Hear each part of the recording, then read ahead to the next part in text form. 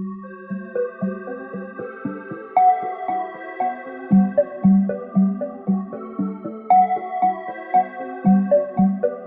есть вопрос образования мне очень нравится тем, что они обширные, и работать надо везде и много.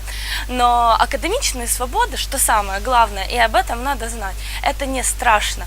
И не страшно, когда вам отказывают. Главное находить правильные аргументы. Вдохновляют, что есть люди в сфере высшего образования, с которыми хочется работать, с которыми мы вместе принимаем участие в проекте. Есть очень хорошие ректора и университеты, которые готовы содействовать новым программам, внедрять англоязычные программы, более быть пластичными, изменять своих преподавателей. Это сложно. Сложно изменить сразу весь университет. У кого-то до сих пор очень много критики, и мы за это благодарны, потому что мы видим, как менять, что менять, где проблемы.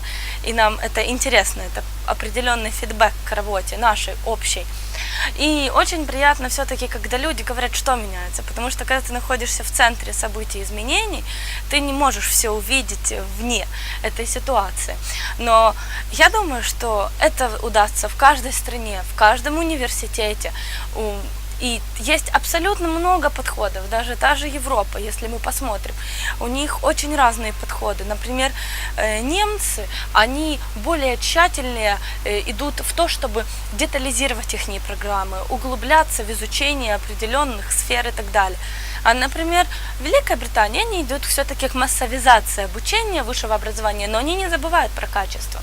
Поэтому нам только нужно найти наш подход, взять лучшие практики, попробовать, как оно подходит, как не подходит, не бояться этих изменений. И самое главное, не важно, что написано в законодательстве.